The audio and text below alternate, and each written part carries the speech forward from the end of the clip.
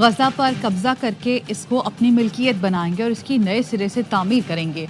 ज़रूरत पड़ी तो गजा में अमरीकी फ़ौज तैनात की जाएगी। अमरीकी सदर डोनाल्ड ट्रंप की इसराइली वज़ीर आज़म बेंजामिन नेतन्याहू से मुलाकात के बाद मुश्तरका प्रेस कॉन्फ्रेंस। कहा, नेतन्याहू के साथ मुलाकात में हमास के खात्मे को यकीनी बनाने पर तबादला ख्याल किया। ईरान पर सख्त पाबंदियां आयद करेंगे। इसराइली वज़ीर आज़म ने कहा, मैं और डोनाल्ड ट्रंप इस बात को यकीनी बनाना चाहते हैं कि ईरान कभी एटमी हथियार ना बनाए।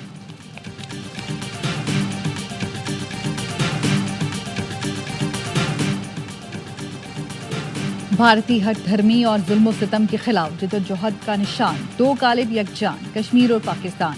आज़ादी कश्मीर के अज़म की तजदीद का दिन। पाकिस्तान समेत दुनिया भर में यौम यकजहती कश्मीर आज मनाया जा रहा है। हाथों की जंजीर बनाकर कश्मीरियों से इज़हार यकजहती किया जाएगा।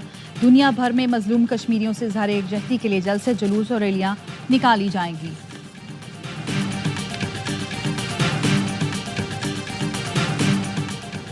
इस्माइली कम्युनिटी के रूहानी पेशवा प्रिंस करीम आगा खान इंतकाल कर गए। प्रिंस करीम आगा खान का इंतकाल पुर्तगाल के दारुल हुकूमत लिस्बन में हुआ। एलामिया के मुताबिक प्रिंस करीम आगा खान का इंतकाल 88 साल की उम्र में हुआ। मौलाना शाह करीम अल हुसैनी इस्माइली कम्युनिटी के 49वें इमाम थे। प्रिंस करीम आगा खान के इंतकाल के वक्त अहले खाना उनके पास मौजूद थे। प्रिंस करीम आगा खान के जानशीन की नामजदगी इस्माइली रिवायात के मुताबिक कर दी गई। प्रिंस करीम आगा खान ने वसीयत में जानशीन को नामजद किया था। जानशीन का ऐलान अहले खाना और जमात के सीनियर रहनुमाओं की मौजूदगी में किया जाएगा।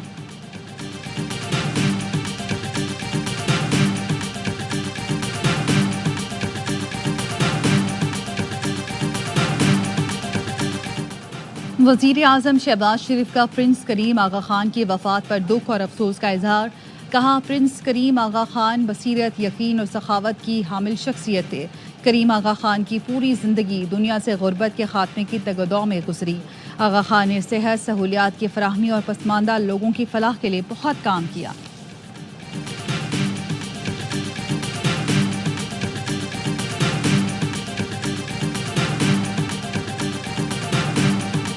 पीटीआई में आस्तीन के सांप ज्यादा हो गए हैं। खुद को पार्टी से मुंसलिक करके नुकसान पहुंचाने वाले आस्तीन के सांप हैं। खुद को कारकुन बनाकर बानी पार्टी मंसूर के बरक्स प्रोपेगेंडा कर रहे हैं। वजीर आला केपी अली अमीन गंडापुर का कहना है, हुकूमत कमीशन बनाने से डर रही है क्योंकि हकाइक सामने आ जाएंगे। 8 फरवरी के जलसे के लिए तैयारियां मुकम्मल हैं। बेहतरीन जलसा होगा।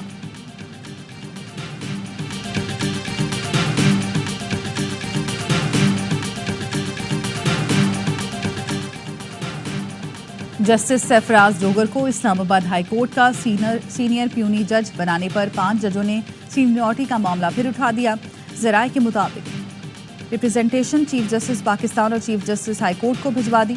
Justice Mohsin Akhtar Kiyani, justice Tariq Mahmood Jahangiri, justice Babar Sattar, justice Ejaz Ishaq और जस्टिस समन रिफत इम्तियाज मामला उठाने वालों में शामिल हैं।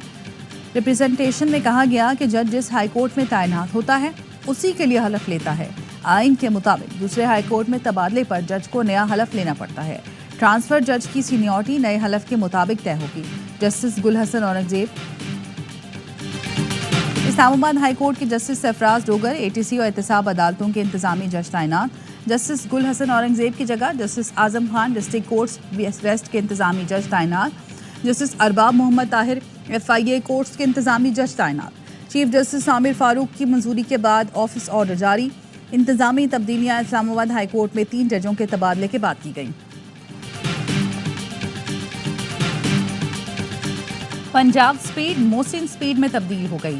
वजीर आजम शहबाज शरीफ का वजीर दाखिला मोहसिन नकवी को खराज तहसीन। जिना स्क्वायर मनसूबे के इफ्तिताह पर खिताब में कहा, मोहसिन नकवी और उनकी टीम ने बरकरफ्तारी, जिम्मेदारी और फर्ज शनासी से 72 रोज में मनसूबा मुकम्मल किया। मोहसिन नकवी की काविशों से पिछले रिकॉर्ड में इजाफा हो रहा है। मंसूबे से इस्लामाबाद के ट्रैफिक में कशादगी आएगी और लोगों को सहूलत मिलेगी। इस्लामाबाद को खूबसूरत बनाकर पाकिस्तान के लिए मिसाल बना दें। वजीर दाखिला मोहसिन नकवी ने कहा, F9 फ्लाईओवर भी 10 से 12 दिन में मुकम्मल हो जाएगा।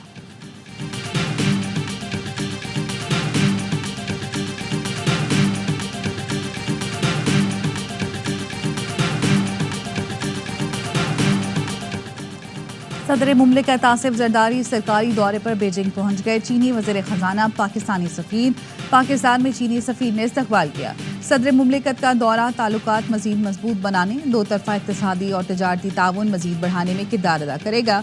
सदर मुमलिकत चीनी हमनसब शी जिनपिंग और चीन की आला सियासी क़यादत से मुलाकातें करेंगे।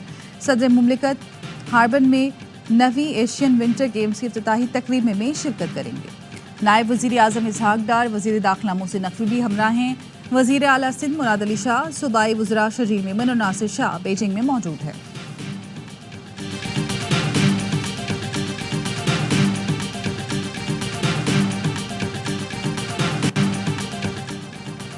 डूब कर मरने और अगवा के पैर दर पे वाक़यात, लोग फिर भी सबक नहीं सीख रहे। बरास्ता ईरान इटली जाने की गैर कानूनी कोशिश करने वाले चूनिया के 3 नौजवानों को ईरान में अगवा कर लिया गया।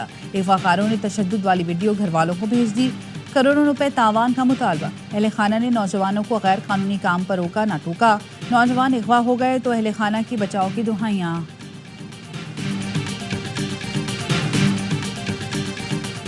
हैदराबाद में फैंसी नंबर प्लेट और काले शीशे लगाने पर वकील के खिलाफ मुकदमे का इंदराज। वुकला का 14 घंटे तक एसपी ऑफिस के सामने धरना। एसएसपी की गाड़ी पर चढ़कर नारे लगाए। वुकला का एसएचओ भटाई नगर को मुअत्तल करने, साथ ही वकील पर मुकदमा खत्म करके माफी मांगने का मुतालबा।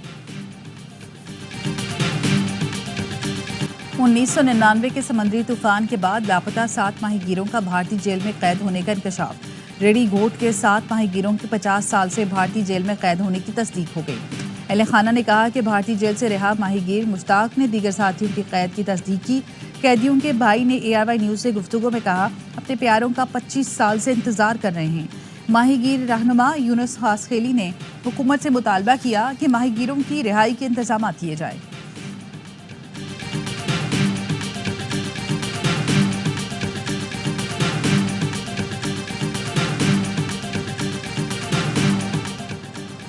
चीनी सीमेंट, तंबाकू और खाद सेक्टर की निगरानी के लिए चंद गाड़ियां। महसूलात में इजाफा चाहिए तो हुकूमत अमला, गाड़ियों और दफ्तर की तादाद बढ़ाए।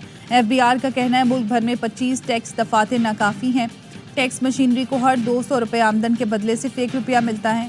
भारत में टैक्स ऑपरेशंस पर मजमूई रेवेन्यू का 1.5% खर्च होता है।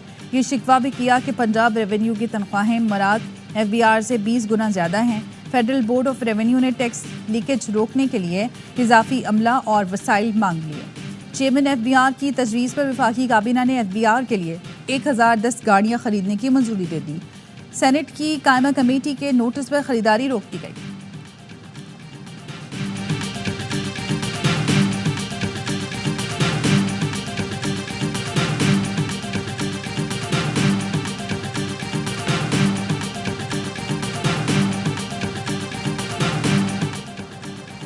तस्हीरुल कौमी बहरी मश्क अमन का 9वां एडिशन 7 से 11 फरवरी तक होगा।